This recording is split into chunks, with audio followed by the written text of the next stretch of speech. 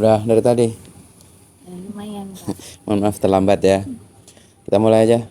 Bismillahirrahmanirrahim. Assalamualaikum warahmatullahi wabarakatuh. Waalaikumsalam warahmatullahi wabarakatuh. Bismillahirrahmanirrahim. Alhamdulillahirabbil alamin. Allahumma shalli ala sayyidina Muhammad wa ala ali sayyidina Muhammad kama shallaita ala sayyidina Ibrahim wa ala ali sayyidina Ibrahim.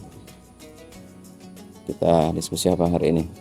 Tentang kebersihan Nah, Ustaz. kenapa kebersihan? Kan katanya kebersihan itu sebagian dari iman. Terus Sebagiannya lagi apa? an-nadhafatu minal iman. Kebersihan sebagian dari iman. Sebagiannya apa lagi? Iya, namanya kebersihan memang sebagian dari iman. Sebagiannya lagi apa? Pelaksanaan dari keimanan itu. Orang mengimani tentang sholat. Maka ketika dia mau melaksanakan sholat, sebagian dari kegiatannya adalah bersih-bersih dari najis dan hadas. Najis itu adalah materi, hadas itu adalah non materi, hardware dan software. Nah, kalau di komputer itu, jadi hardware-nya itu adalah najis, misalnya kotoran burung, Tu apa tu? Hah? Buat apa pompoyo? kotoran ayam, air kencing, ya, kotoran belakang, itu adalah hardware-nya, najis yang harus dibuang, harus disucikan, dibuang. Tapi software-nya hadas, hadas kecil karena kita kentut misalnya, habis wudhu ternyata kita kentut atau buang air, maka harus berwudhu. Jadi harus bersih lahir dan batin. Nah, kita kan mau menghadap sama Allah, sama yang Maha Kuasa. Kita menghadap ke dosen saja, teman-teman pilih jilbab nggak cocok sama baju. Udah jilbabnya bagus, bajunya nggak cocok. Dua-duanya nggak cocok, akhirnya ambil yang pilih pertama tadi gitu kan. Mau menghadap dosen aja kan udah pakai bedak, pakai semuanya rapi gitu. Masa mau menghadap Tuhan, mau menghadap Allah nggak bersih-bersih. Jadi sebagian dari iman yang maksudnya itu, sebelum kita beribadah, sebelum kita melaksanakan keimanan kita, maka kita harus bersih. Bersih secara lahiriah ataupun batinnya. Gitu. Jadi ya bersih-bersih kalau mau sholat misalnya. Bahkan Nabi itu ada yang meriwayatkan setiap mau sholat itu mandi. Kalau kita mungkin pagi sama sore doang.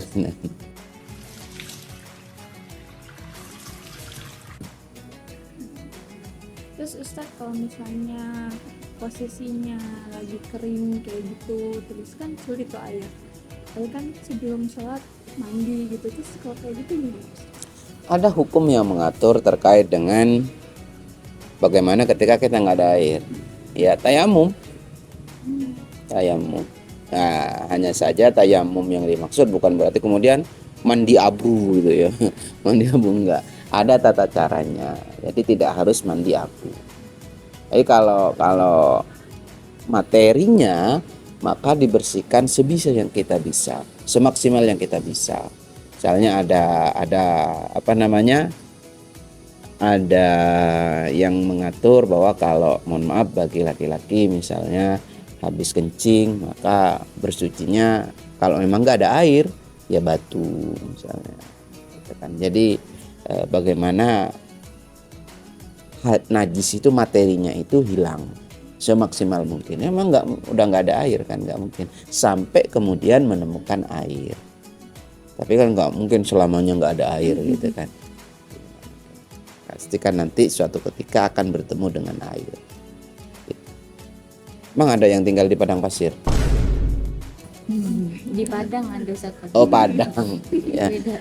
Di warung Padang. Warung Padang. Terus Ustaz, kalau salah satu menjaga kebersihan itu kan dengan memotong kuku Ustaz. Kalau di Islam apa ada tata cara khusus mulai dari misal dari jempol atau dari telunjuk atau dari kelingking? Terkait dengan kuku itu memang salah satu tempat bersembunyinya najis ya. Bagaimana kemudian cara membersihkannya? Ya dipotong. Karena kalau nggak dipotong misalnya di sini ada materi, kalau tanah nggak masalah, tapi kalau najis, ya itu yang kemudian bisa membatalkan sholat. Bagaimana cara motongnya? Ada yang meriwayatkan memotong kuku tangan dan kuku kaki diawali dengan kuku tangan dulu. Dimulai dari telunjuk kanan, tengah, manis, kelingking. Kemudian berpindah ibu jari.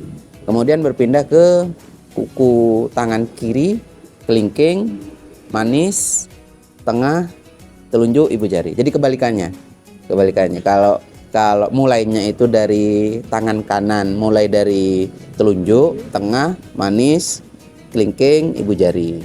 Nah, kalau tangan kiri, kelingking, manis, tengah, telunjuk, ibu jari. Kemudian pindah ke kaki kanan, kelingking, urut aja, kelingking, manis, tengah, tunjuk, jempol ke belakang.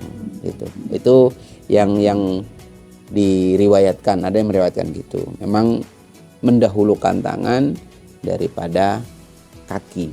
Terus selanjutnya boleh, kalau laki-laki biasanya sebelum berangkat Jumat dia potong-potong kumis. Itu karena ada hadis yang meriwayatkan potonglah kumis, peliharalah jenggot. Makanya ada nggak heran kita melihat orang yang jenggotnya panjang gitu. Karena menganggap pelihara jenggot itu adalah sebuah perbuatan sunnah. Loh, bagaimana yang tidak berjenggot misalnya, tidak pelihara jenggot? Ada yang menganggap bahwa jenggot itu bukan sunnah karena tidak berkaitan ibadah. Itu hanya berkaitan dengan memang orang Arab jenggotan semua gitu. Ya, memang udah semuanya di zaman itu, mau nabi, mau sahabat, mau Yahudi, semuanya pakai jenggot. Jadi menganggap jenggot itu bukan sebuah perkara sunnah. Jadi terus pakai jenggot atau enggak, Pak? Ya monggo silahkan, terserah. Sama dengan halnya puasa sunnah misalnya, mau puasa Senin Kemis atau puasa Ayyamul Bid atau puasa Daud, kan silakan teman-teman bisa memilih. Kalian mau pakai jenggot? Ada lagi mau motong rumput? Kembali ke yang tadi mandi itu kan, kalau zaman Nabi itu kan sekarang ada sabun gitu-gitu. Kalau zaman Nabi makanya Ada juga yang sejenis sabun. Contoh sikat gigi. Di zaman Nabi pakai kayu itu, siwak gitu. Pasti ada di zaman Nabi sabun yang atau sebangsa sejenis sabun gitu ya. Nah, buktinya ketika mau gosok gigi ada gosok giginya siwak. Kan zaman Nabi ini sudah zaman modern ya, zaman tahun berapa? 700 ya. Tahun 962 kalau nggak salah. Masehi, sudah Masehi kan zaman Nabi. Ini kan baru aja kan. Ini aja Hijriah masih 1445.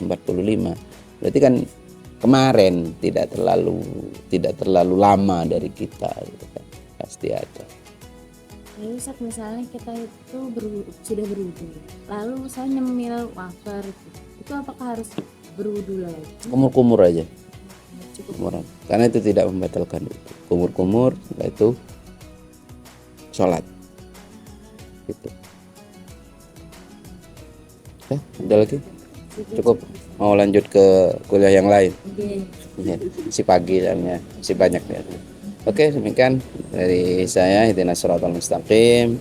Assalamualaikum warahmatullahi wabarakatuh.